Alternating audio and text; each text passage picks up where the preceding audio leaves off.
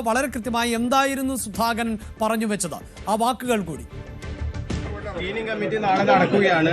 കണ്ണൂരിൽ മത്സരിക്കാൻ കഴിയുമെന്നുള്ള പ്രതീക്ഷ ഈ അവസാന നിമിഷം ഉണ്ടോ? 110% മത്സരിക്കും. ഉറപ്പ്. കണ്ണൂരിൽ കെ സുധാകരൻ ഉണ്ടാകും. നിയമസഭാ തെരഞ്ഞെടുപ്പിൽ മത്സരിക്കും.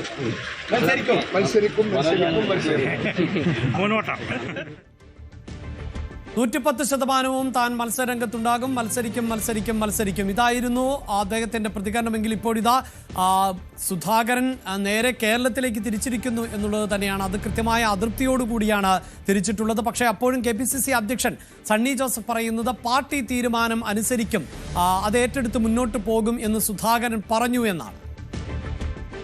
സമയമുണ്ടല്ലോ, ഇലക്ഷൻ ഇതുവരെ ഡിക്ലെയർ ചെയ്തിട്ടില്ലല്ലോ. ഇത് വലിയ കാര്യമല്ല, ചായക്കൊപ്പിലൊക്കെ ഒരു കൊടുക്കാറ്റാണോ? നിങ്ങളെ don't put words in my mouth. ഈ പലയിടങ്ങളിലും രാജി തുടങ്ങിയിട്ടുണ്ട്. സ്ഥാനാർത്ഥി നിർണ്ണയം ബന്ധപ്പെട്ട് പത്തനംതിട്ട DCC ജനറൽ സെക്രട്ടറി രാജി വെച്ചിട്ടുണ്ട്. KPCC-യിലെത്തിയോ? DCC-യിലെത്തിയോ? ഇലക്ഷൻ അല്ലേ, നമുക്ക് കാണാം. ഞാൻ കോൺഗ്രസ് പാർട്ടിക്ക് വേണ്ടി സംസാരിക്കും, സുധാകരൻ എന്റെയും നേതാവാണ്. അതായത് താങ്കൾക്കും താല്പര്യമുണ്ട്. പാർട്ടി തീരുമാനം അംഗീകരിക്കും.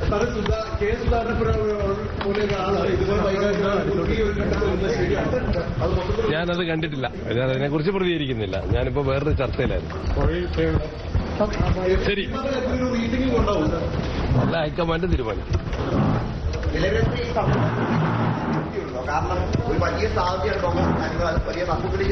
ഒന്നുമില്ല. കോൺഗ്രസിന്റെ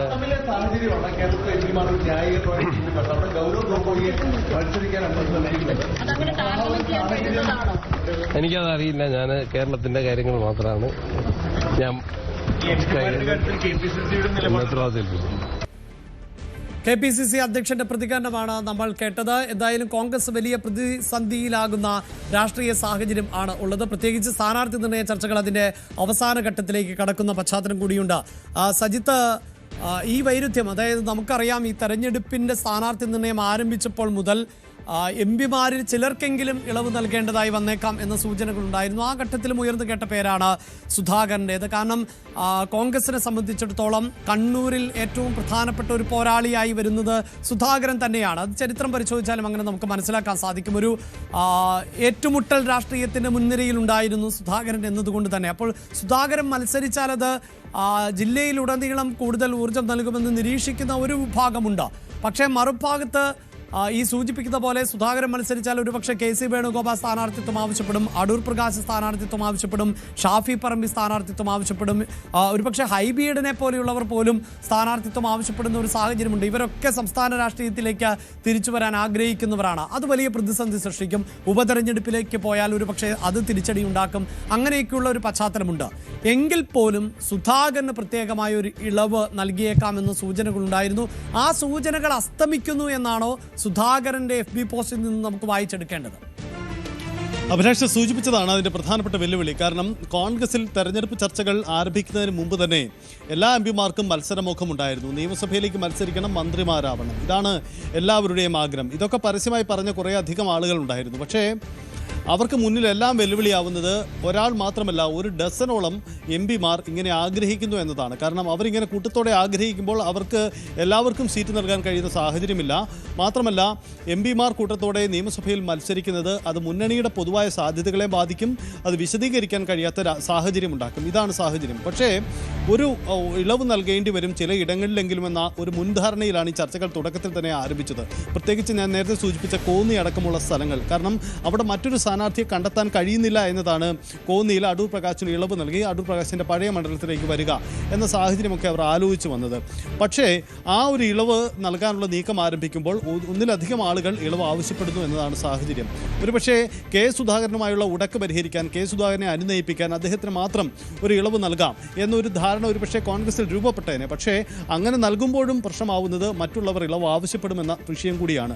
ഒടുവിൽ എന്തായാലും ഇപ്പോൾ തൽക്കാലം ഇളവ് നൽകേണ്ടതില്ല എന്ന തീരുമാനത്തിലേക്കാണ്. പക്ഷേ സണ്ണി ജോസഫ് ആവർത്തിക്കുന്നു, അന്തിമ തീരുമാനമായിട്ടില്ല, ഇനിയും സമയമുണ്ട്. അപ്പോൾ ഒരു അനുനയ സാധ്യത മുൻനിർത്തി തന്നെയാണ് കോൺഗ്രസ് മുന്നോട്ട് പോകുന്നത്. നമുക്കറിയാം കോൺഗ്രസിൻ്റെ സ്ഥാനാർത്ഥി ചർച്ചകൾ പലപ്പോഴും ഇങ്ങനെയാണ് സംഭവിക്കുന്നത്.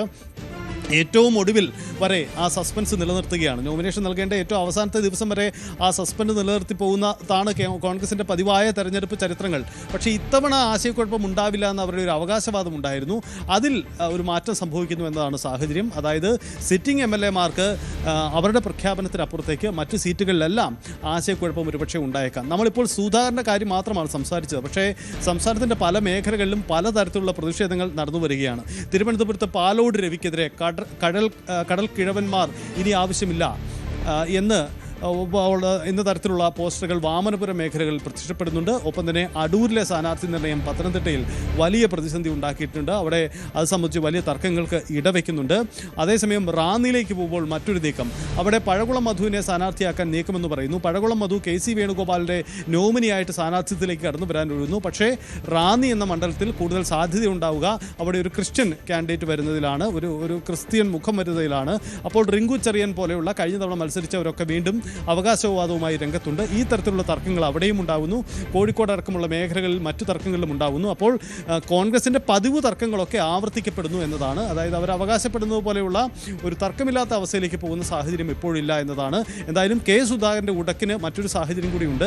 സുധാകരനെ അനുനയിപ്പിക്കാൻ കഴിഞ്ഞില്ലെങ്കിൽ സുധാകരന് അനുകൂലികൾ കടുത്ത നീക്കം നടത്തുകയും കടുത്ത പ്രസ്താവനകൾ നടത്തുകയും സമൂഹ മാധ്യമങ്ങളിലടക്കം അത് പരസ്യ നീക്കമായി മാറുകയും ചെയ്യും. അങ്ങനെയെങ്കിൽ അത് പ്രതിസന്ധിയാണ്.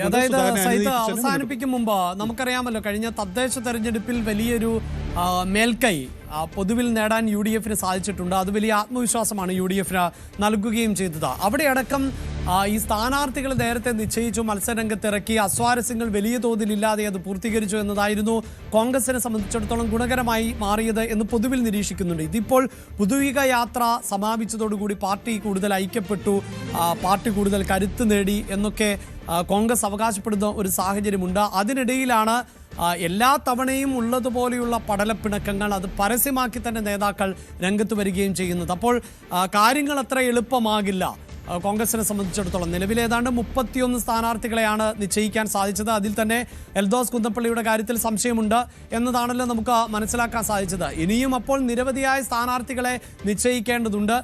വെച്ചുമാറ്റങ്ങൾ, ലീഗുമായുള്ള സീറ്റ് മാറ്റങ്ങൾ, കേരള കോൺഗ്രസ് ജോസഫ് വിഭാഗത്തിൽ നിന്നുള്ള സീറ്റ് ഏറ്റെടുക്കൽ, ഇതാ ഈ തെരഞ്ഞെടുപ്പ് പ്രഖ്യാപിക്കാൻ ഇനി ഏതാനും ദിവസങ്ങൾ മാത്രമേ ഉള്ളൂ. അപ്പോൾ അവസാന നിമിഷവും കീറാമുട്ടിയായി മാറിയിരിക്കുന്നു കോൺഗ്രസിലെ സ്ഥാനാർത്ഥി നിർണയം. അങ്ങനെയല്ലേ നമുക്ക് മനസ്സിലാക്കേണ്ടത്?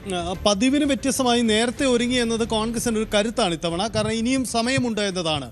പക്ഷേ അഭിലാഷ്, ഈ തർക്കത്തിന് പിന്നിൽ മറ്റൊരു രാഷ്ട്രീയം കൂടിയുണ്ട്. അതാണ് യഥാർത്ഥത്തിൽ അവരെ കുഴയ്ക്കുന്ന വിഷയം. അതായത് പ്രധാന നേതാക്കൾ തങ്ങളുടെ നോമിനികളെ സ്ഥാനാർത്ഥിത്വത്തിലേക്ക് കൊണ്ടുവരാൻ ശ്രമിക്കുന്നുണ്ട്.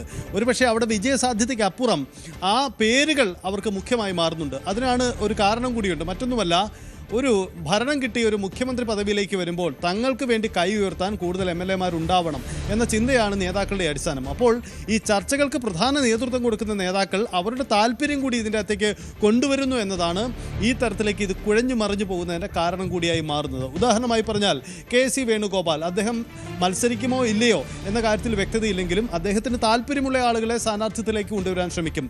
VD സതീശൻ സ്വാഭാവികമായി അത്തരം പ്രകടനം നടത്തും. സണ്ണി ജോസഫിനും ആഗ്രഹങ്ങളുണ്ടാവാം. രമേശ് ചെന്നിത്തലയ്ക്കും സ്വാഭാവികമായി ഐ ഗ്രൂപ്പിൻ്റെ അദ്ദേഹത്തിനൊപ്പം പണ്ട് നിന്നിരുന്ന ആളുകളെയൊക്കെ പരമാവധി സ്ഥാനാർത്ഥികളാക്കാൻ അവരും ശ്രമിക്കും. കാരണം ഇവരൊക്കെ ജയിച്ചു വന്നാൽ തനിക്ക് വേണ്ടി കൈ ഉയർത്തണം, എന്നാൽ മാത്രമേ മുഖ്യമന്ത്രി പദവി കിട്ടുകയുള്ളൂ. കാരണം മുഖ്യമന്ത്രി ആരാകും, ഭരണം കിട്ടിയാൽ മുഖ്യമന്ത്രി ആരാകും എന്നതിൽ കോൺഗ്രസിൽ ഇപ്പോഴും വ്യക്തതയില്ല. അതൊരു ആശയക്കുഴപ്പമാണ്.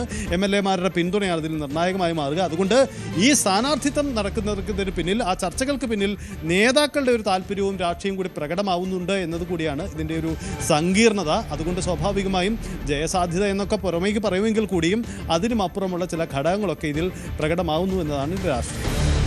യെസ്, അതാണ് എന്തായാലും കോൺഗ്രസ് സ്ഥാനാർത്ഥികളെ നിശ്ചയിക്കുന്നതുമായി ബന്ധപ്പെട്ട അന്തിമ ചർച്ചകൾ ആണ് ഇപ്പോൾ ഡൽഹിയിൽ പുരോഗമിച്ചു കൊണ്ടിരിക്കുന്നത്. അതിനിടെയാണ് മുതിർന്ന നേതാക്കളുടെ ഭാഗത്ത് നിന്ന് ഇത്തരത്തിലുള്ള അസ്വാരസ്യങ്ങൾ ഇപ്പോൾ പുറത്തു വന്നുകൊണ്ടിരിക്കുന്നത്. പ്രത്യേകിച്ച് ആദ്യഘട്ട സ്ഥാനാർത്ഥി പട്ടിക പ്രഖ്യാപിക്കുന്നതിന് മുന്നോടിയായാണ് കോൺഗ്രസിന്റെ കേന്ദ്ര തെരഞ്ഞെടുപ്പ് കമ്മിറ്റി യോഗം ചേരുന്നത്.